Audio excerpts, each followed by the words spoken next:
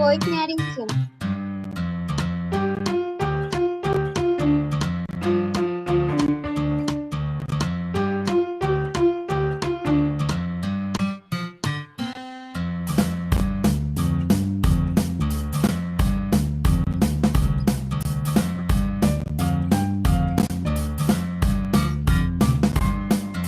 Sir ये music क्यों समझ नहीं आ रहा।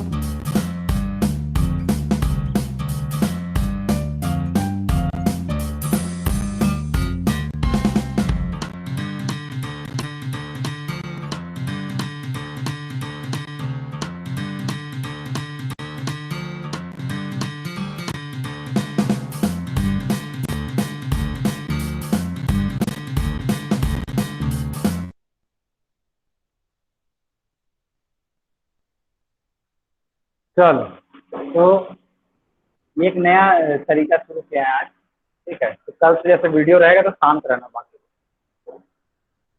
तो आज हम लोग पढ़ेंगे common intention and common object, सामान्य आशय और सामान्य उद्देश्य। ठीक है, आपकी सामान्य आशय जो है आपका वो धारा 34 में बताया गया है, और सामान्य उद्देश्य से संबंधित जो धारा है वो आपका है 149। तो हम लोग समझते हैं पहले कि कॉमन इंटेंशन क्या होता है या सामान्य आशय क्या होता है। जो धारा 34, 35, 36, 38 और 38 है, ये आपका सामान्य आशय से संबंधित धारा है। ठीक है, तो सामान्य आशय का अर्थ हम समझते हैं कि देखिए सामान्य आशय क्या होता है, कोई भी पूर्व नियोजित योजना या मस्तिष्कों का पूर्व मिलन, जिसके लिए एक ही उद्देश्य के लिए कोई कार्य के लिए मिलन होगा। ठीक है, ये आपका जैसे आपकी इच्छा है कि क्लास करने की, ठीक है, तो इसका आपने माइंडसेट बनाया तब इस क्लास को आप आए करने के लिए। ठीक है, पूर्व नियोजित योजना थी तभी इसको आप लोगों ने किया। तो इसको समझते हैं धीरे से आगे कि जो धारा 34 है वो कहती है कि सामान्य आशय को अग्रसर करने में कई व्यक्तियों द्वारा किए गए कार्य, जबकि कोई आपराधिक कार्य कई व्यक्तियों द्वारा अपने सबके सामान्य आशय को अग्रसर करने में किया जाता है, तब ऐसे व्यक्तियों में से हर व्यक्ति उस कार्य के लिए उसी प्रकार दायित्व के अधीन है मानो वह कार्य अकेले उसी ने किया हो। ठीक है, तो ये जो आपका जो धारा है ये आपका आपराधिक उत्तरदायित्व का सृजन करता है। ठीक है, ये आपराधिक दायित्व के संबंध में बताता है या संयुक्त दायित्व के संबंध में बताता है कि जिसके अनुसार जब अनेक व्यक्ति मिलकर अपने सामान्य आशय को अग्रसर करने में कोई आपराधिक कार्य करते हैं, तो उनमें से प्रत्येक उस आपराधिक कार्य के लिए उसी प्रकार दायित्वहीन है मानो कि वह अकेले मानो वह कार्य उसने अकेले ही किया हो।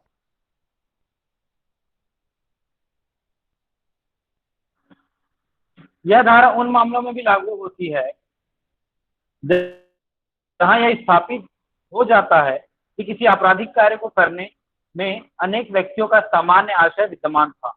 इसे स्पष्ट है कि धारा संयुक्त आपराधिक दायित्व के सिद्धांत के आधार पर अधिनियमित की गई है। ठीक है, तो सामान्य हेमंत सर एक मिनट, हेमंत सर एक मिनट। देखो बच्चे लोग, आज एक्चुअल में जो आज क्लास चल रही है ना वो किस प्रॉब्लम के लिए है।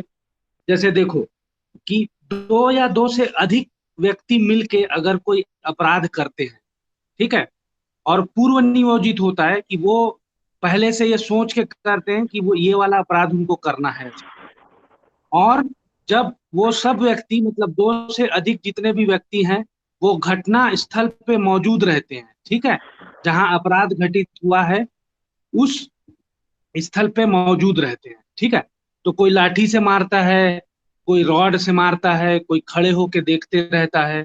तो अब यहाँ पे कोर्ट में जब केस जाएगा, जैसे क्या है, तीन लोग मिलके मारते हैं किसी आदमी को और उसकी मृत्यु हो जाती है, एक आदमी केवल वहां पे खड़ा रहता है, ठीक है, तीन व्यक्ति सोचते हैं कि आदमी बी का मतलब मर्डर करना है, तो तीन व्यक्ति जो हैं, तो एक व्यक्ति केवल खड़े होकर देखते रहता है और एक व्यक्ति उसको क्या करता है, लाठी से मारता है, और एक आदमी उसको ना रॉड से मारता है।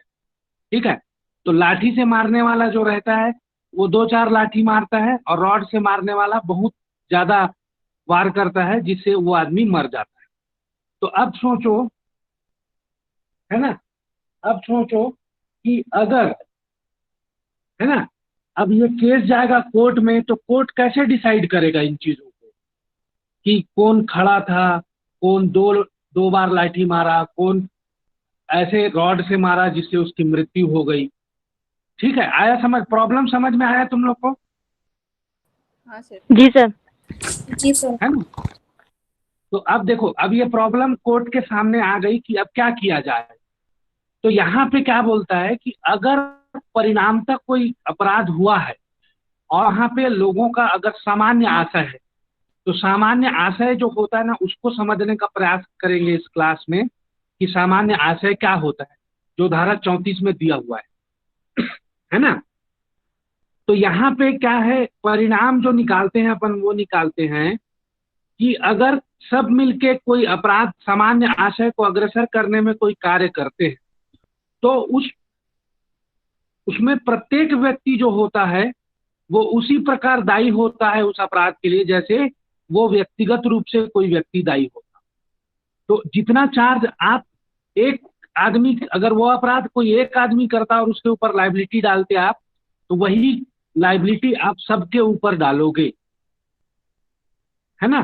क्योंकि यहाँ पे बहुत कठिन काम है कि जो आदमी या किसी का हाथ टूटा या पैर टूटा या कोई आदमी मर गया, तो ये पता लगाना बड़ा मुश्किल काम है कि उसकी मृत्यु किससे हुई है, हाथ से मारने से हुई कि लाठी से मारने से हुई कि किससे हुई।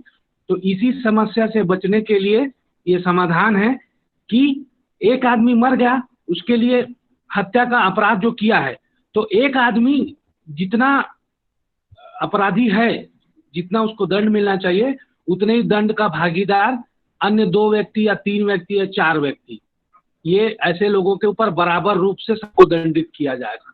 वहां पे ये नहीं देखा जाएगा कि कौन खड़ा था, कौन मार रहा था, कौन पहले पकड़ा फिर बाद में छोड़ दिया, इन सब चीजों का कोई मतलब नहीं। ठीक है। और इस धारा के लागू होने के लिए सबसे पहली चीज जो ये है कि ये जो धारा है वो एक व्यक्ति के ऊपर नहीं लागू होता है, इसके लिए कम से कम 2 व्यक्ति होना चाहिए। तो इसका जो इंट्रोडक्शन है वो समझ में आया कि हम लोग आज क्या पढ़ने जा रहे हैं? हाँ सर। जी सर। है ना। Yes sir. तो अब इसी प्रॉब्लम का सलूशन जो है वो अब हेमंत सर बताएंगे आपको पूरा डिटेल में। ठीक है, आराम से धीरे धीरे सुनना तो समझ में आ जाएगा, क्योंकि प्रॉब्लम अगर समझ गए हो ना, तो अब तुमको, अब जब सर पढ़ाएंगे ना, तो क्या करना है कि तुमको आंसर खोजना है। ठीक है। हाँ हेमंत सर। ठीक है। तो आपका जो सामान्य आशय है, अब जो सामान्य आशय है कि आपका मतलब एक इंटेंशन होगा कोई भी कार्य को करने के लिए, तो उस कार्य को करने के लिए अगर 2 व्यक्ति मिलकर उस कार्य को करें, तो यहाँ पे हम बोला जाएगा सामान्य आशय। और ये सर जो आपको बताया कि यह धारा इससे डाली गई, देखिए जो धारा 34 है वह अपने आप में कोई अपराध नहीं, ठीक है।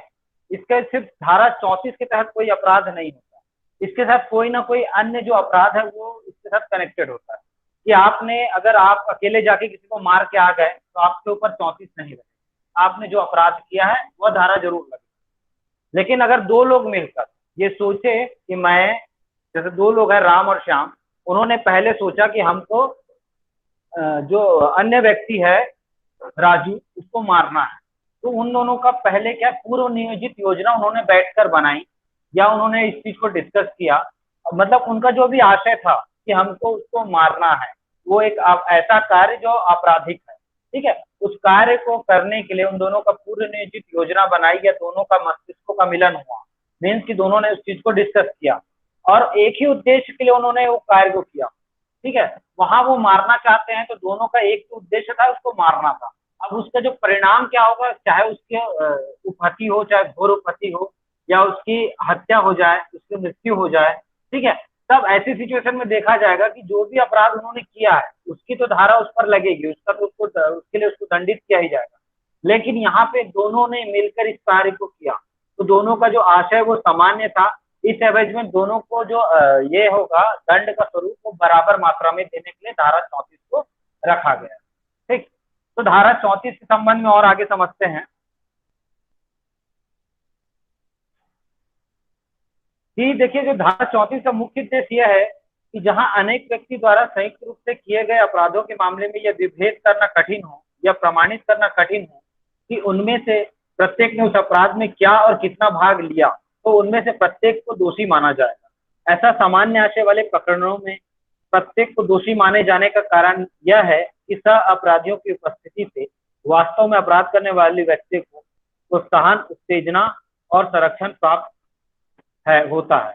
अर्थात ये कहता है कि देखिए, दो लोग मिलकर अगर कोई अपराध करते हैं तो अगर कुछ लोग उस अपराध का आधा भाग करते हैं और कुछ जो दूसरा व्यक्ति है वो अपराध का कुछ और भाग करता है, तो यहाँ पे उस अपराध, वो जो अपराध पूर्ण हुआ है, तो आप उसके बारे में ये नहीं समझ सकते कि किसने कितना काम किया था, उस अपराध में अपना कितना अंश दिया था।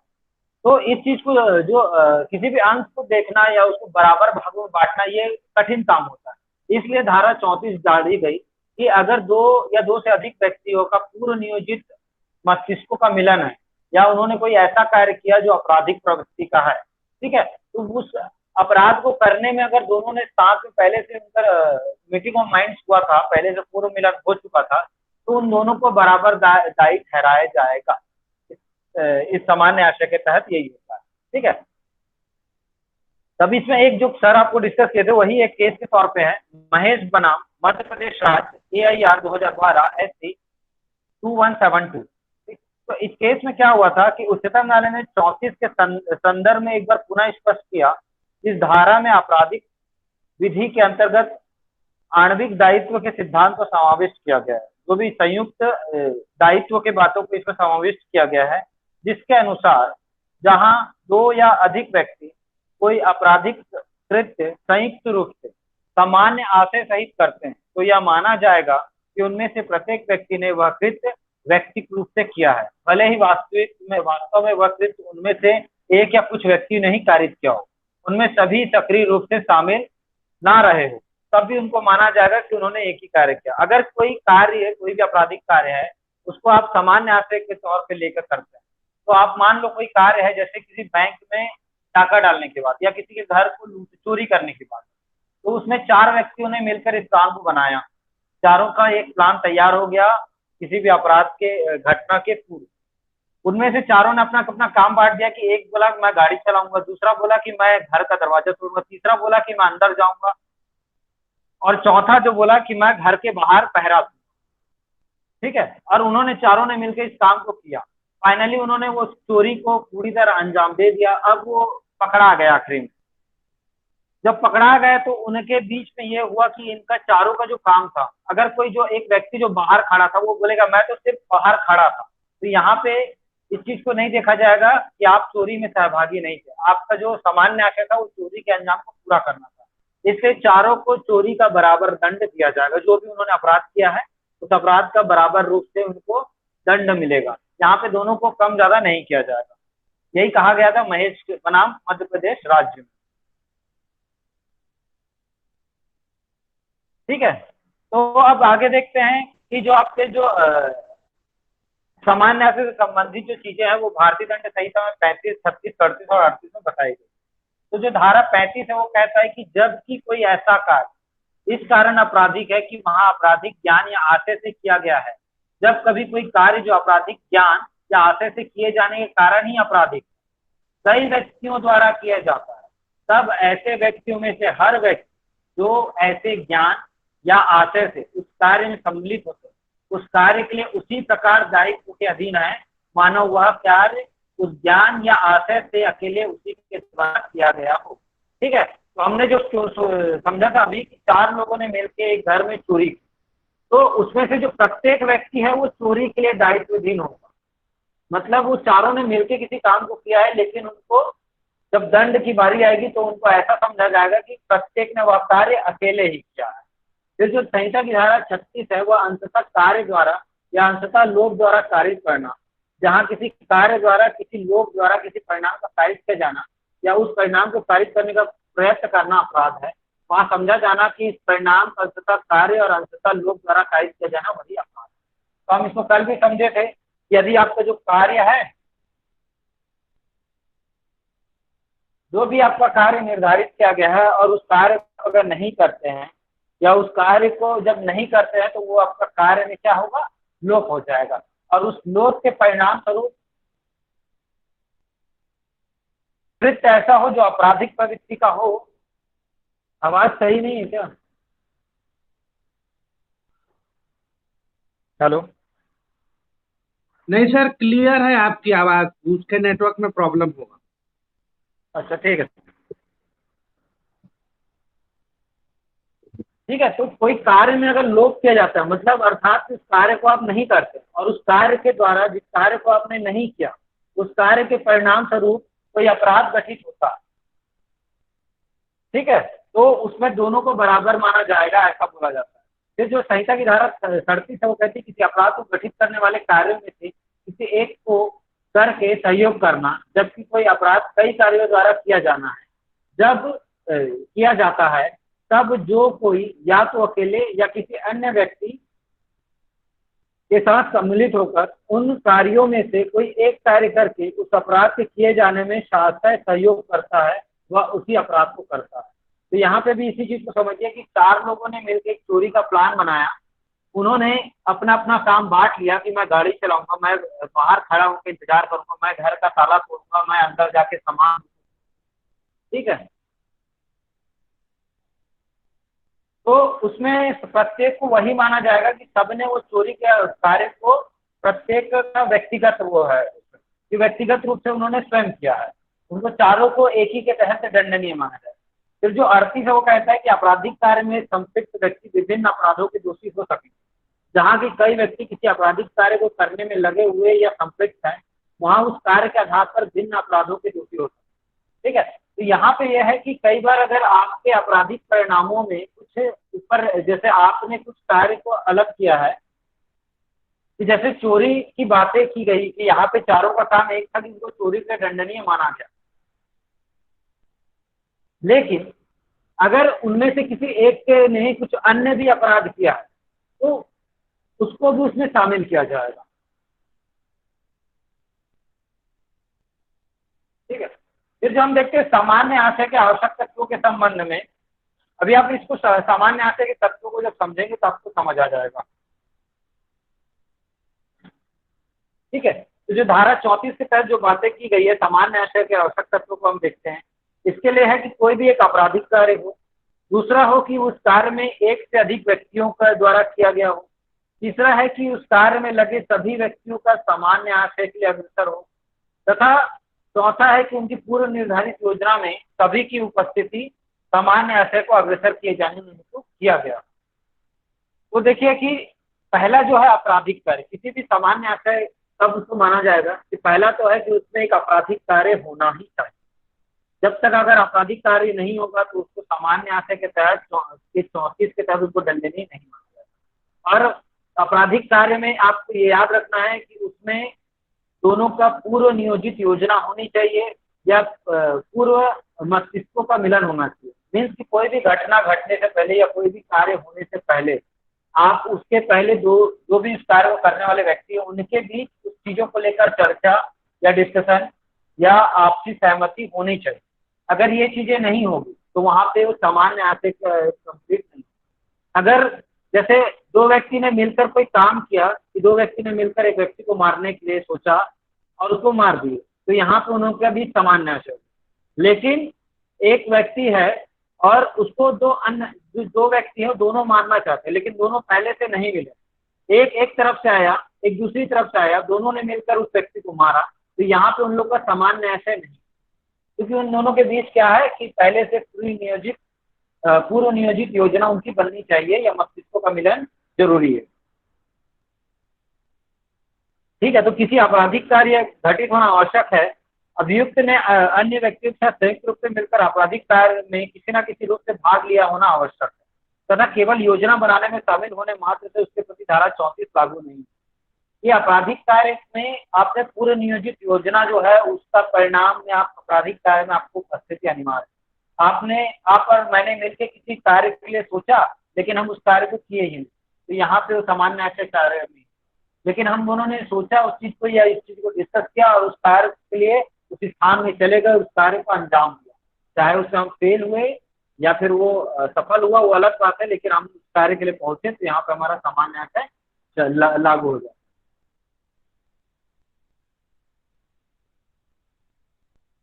ठीक है, तो इसमें एक जो केस है आपका आपराधिक कार्य के संबंध में, राजा बनाम मीरा दुबे का, AIR 1951 पटना A135, इसमें क्या हुआ कि अनेक व्यक्तियों ने मिलकर किसी व्यक्ति पर लाठी से वार किया। यदि उनमें से एक ही लाठी के वार के कारण वो व्यक्ति मर जाता है तो सभी हमलावर व्यक्ति धारा 302 और 34 के अंतर्गत हत्या के लिए दोषी होते तथा उनके द्वारा अपने बचाव में यह तर्क प्रस्तुत किया जाना व्यर्थ होता कि मृत्यु किसी एक व्यक्ति के लाठी के वार के कारण हुई जो वह स्वयं नहीं था। ठीक है, तो इसमें क्या आपराधिक कार्य के लिए है कि आप अगर कोई 4 लोग मिलकर किसी व्यक्ति को मार रहे हैं और उसमें से मारने का आशय उनका था और उसमें से अगर किसी एक ही व्यक्ति के लाठी के बाद उस व्यक्ति की मृत्यु हो जाती तो यह माना जाएगा कि चारों का आशय उस आपराधिक कार्य को करने का था, इसलिए उनके तहत 302 जो हत्या का और 34 जिसमें सभी चारों लोगों को एक साथ दायी ठहराता है। ठीक है, तो ये आपराधिक कार्य को लागू किया जाए। फिर दूसरा तत्व होता है कि इसमें एक से अधिक व्यक्तियों द्वारा होना चाहिए। कभी भी सामान्य न्याय से जो धारा 34 है वो एक व्यक्ति पर नहीं लगती है। जब एक से अधिक व्यक्ति होंगे मीन्स कि कम से कम 2 व्यक्तियों के प्लस 2 से ज्यादा जितने भी हो सकते, 2 या 2 से अधिक कितने भी हो सकते हैं फिर आगे। ठीक है, तो इसमें 2 व्यक्ति तो होने ही चाहिए कम से कम, तब ये सामान्य आशय लागू होता है। यदि एक व्यक्ति ने मिलकर इस कार्य को किया तो सामान्य आशय नहीं होगा। ठीक है, जब 2 व्यक्तियों ने मिलकर किसी कार्य को किया तो यहाँ पे सामान्य आशय लागू होगा। यदि कोई भी अकेला व्यक्ति किसी कार्य को करता है तो वह सामान्य आशय से किया गया कार्य नहीं हो सकता, क्योंकि उसके लिए 2 या अधिक व्यक्ति होना आवश्यक है।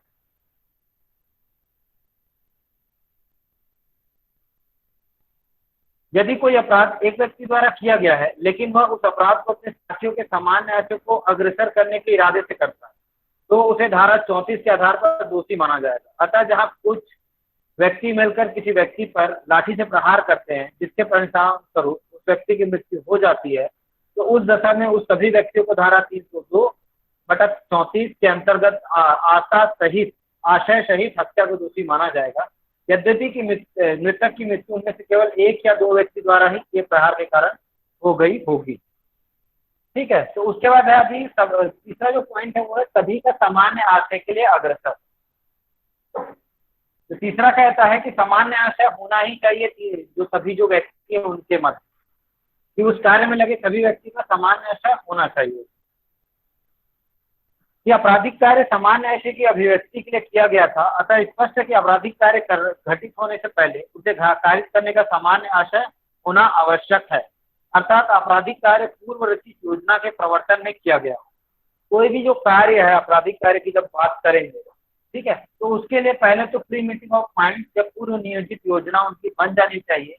ठीक है, तो इसमें एक जो केस है ये महबूब शाह बनाम सम्राट का केस है। ठीक है, बहुत इंपॉर्टेंट है, कभी भी सामान्य न्याय से संबंधित केस की बात आती है तो याद रखिएगा महबूब शाह बनाम एम्परर या महबूब शाह बनाम सम्राट का जो केस है।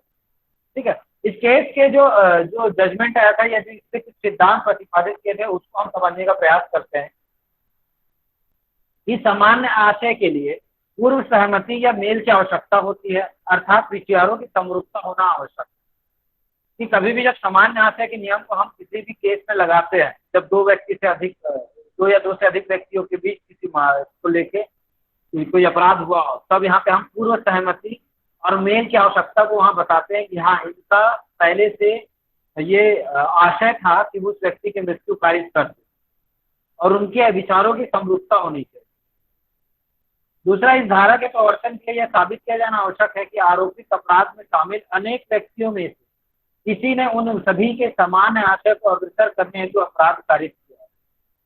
अगर जो व्यक्तियों के बीच किसी जो आशय उनका जो पूर्व नियोजित मिलन है कि उन्होंने कोई चीज को प्लान किया है और उस प्लान को करते समय जो मान लो 3 लोगों ने मिलकर किसी व्यक्ति को मारने का प्लान किया, लेकिन तीनों जब घटना स्थल पे पहुंचे तो उन तीनों में से 2 व्यक्ति ने उसको नहीं मारा और एक ही व्यक्ति ने उसको मारा, तब भी यहाँ पे सामान्य आशय के नियम लागू होंगे, क्योंकि सभी का सामान्य आशय उस कार्य को करना था और उस कार्य को करने में चाहे एक व्यक्ति अपना योगदान दे, चाहे 2 व्यक्ति योगदान दे या चाहे संपूर्ण लोग मिलकर करें, लेकिन अगर उसका परिणाम वो अपराध घटित होता है या उसका प्रयत्न होता है तो सभी व्यक्ति उसके लिए दायी होंगे।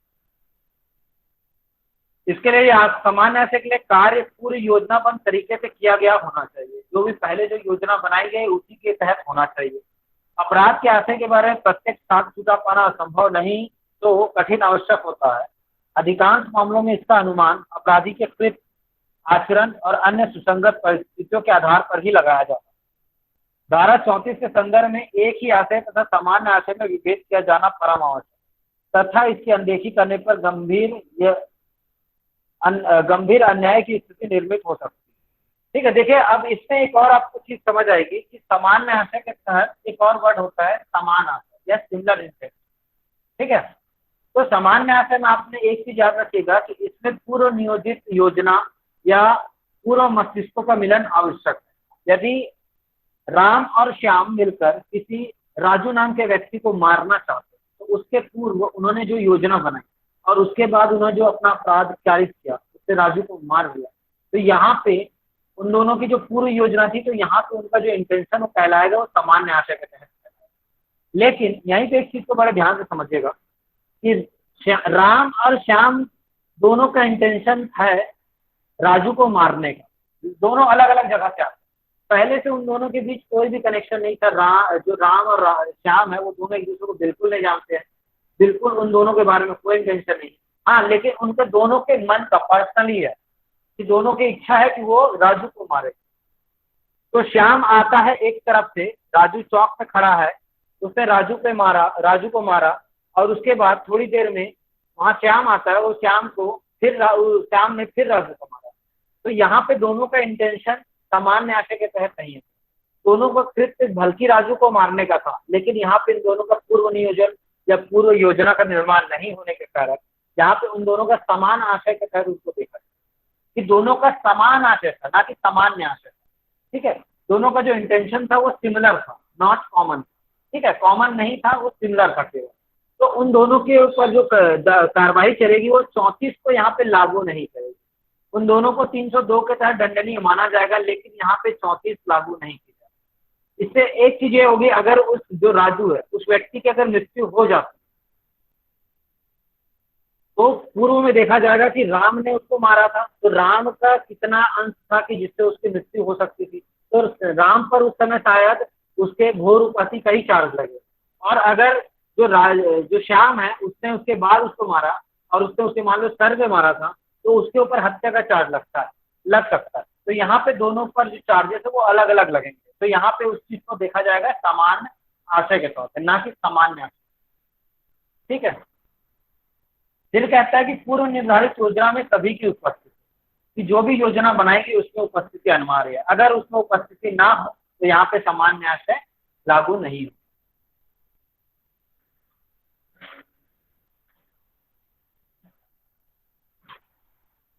यहाँ तक समझ चुके होंगे।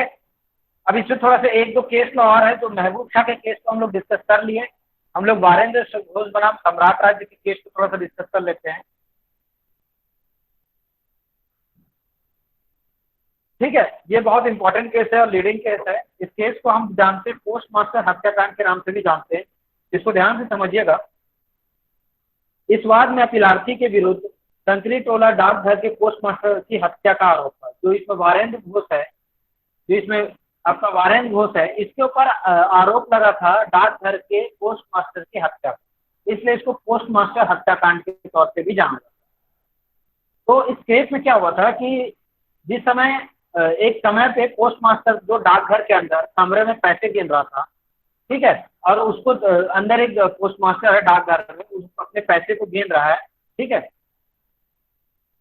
और उसी समय कुछ लोग पिस्तौल लेकर पोस्ट मास्टर से पैसे मांगते हैं और पैसे ना देने पर उसको क्या बोलते हैं, मारते हैं, और उस मार या चोट में उसकी मृत्यु तत्काल हो जाती है।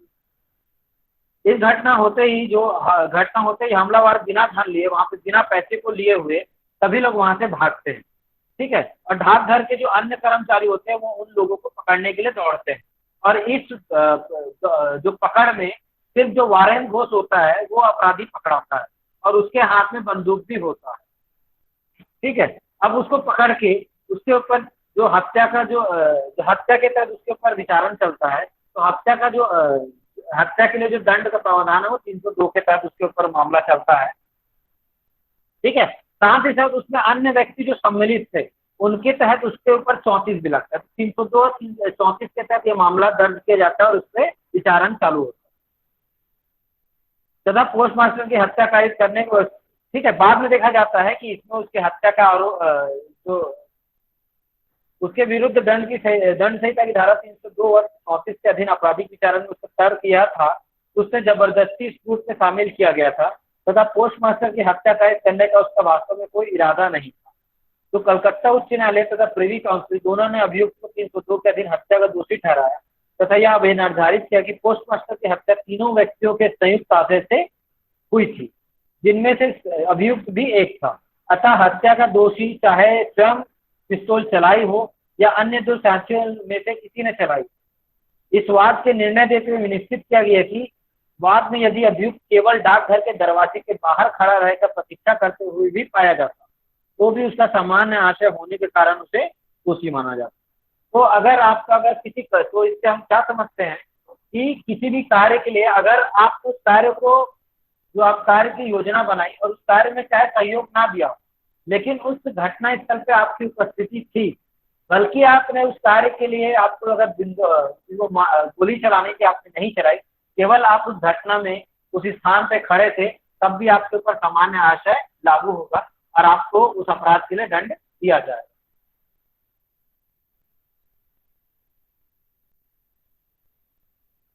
फिर जो भूपेंद्र सिंह का केस है उसके बारे में हम देखते हैं कि भूपेंद्र सिंह बनाम पंजाब राज्य के केस में जो 1997 में हुआ था, सामान्य आशय के लिए यह आवश्यक नहीं है कि घटना स्थल पर उत्पन्न हो व कार्य करने के दौरान भी उत्पन्न हो सकता है। ठीक है, अब इसमें बोला गया कि यही बात है कि आपको घटना स्थल पर जरूरी नहीं कि आप साथ में पहुंचे, लेकिन जो भी जब भी कोई घटना घट रही है उस घटना के दौरान आप वहां अगर पहुंच जाते हैं, उस वक्त पे पहुंच जाते हैं, तो माना जाएगा कि आपका भी सामान्य आशय है। मान लीजिए कि कोई व्यक्ति है, उन्होंने योजना बनाई कि हमको अन्य व्यक्ति को लूटना है, तो जो 4 लोगों ने मिलकर योजना बनाई, उसमें से 3 व्यक्ति पहुंच गए पहले और चौथा व्यक्ति आया बाद में वो घटना के दौरान, तब भी ये माना जाएगा कि उसका सामान्य आशय था। ठीक है, तो ये सामान्य आशय की चीजें यहाँ पे खत्म होती है, यह आपको समझ आ गई होगी। आप देखते हैं हम सामान्य उद्देश्य। ठीक है, तो सामान्य उद्देश्य होता था हेमंत सर हाँ हेमंत सर, ये सामान्य उद्देश्य को आज मत पढ़ाओ।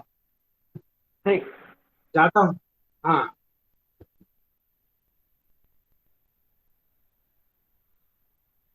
खत्म कर ज्यादा हो दीजिए जाए, आप। बच्चे लोग से पूछ लो। हाँ भाई बताओ। सर पढ़ाएंगे तो आप पढ़ा दीजिए, क्योंकि अभी जो पढ़े हैं 34 वो तो बहुत इजी है, पूरा समझ आ गया। नहीं तो एक्चुअली जो आप पढ़ने वाले हो ना वो है 149। हाँ सर। नहीं सर, नहीं पढ़ाओ सर, नेक्स्ट क्लास में पढ़ाइएगा। नेक्स्ट में पढ़ेंगे सर। क्लास में पढ़ाइएगा, Yes, sir. अभी नहीं। क्योंकि दोनों में ना सर- बहुत डिफरेंस है। और हाँ, नहीं सर, फिर कंफ्यूज हो जाएंगे सर, नहीं पढ़ना है। 34 समझ आ गया सर अच्छे से। चलो ठीक। सर एक बार ये लास्ट वाला केस था ना, इसमें का ये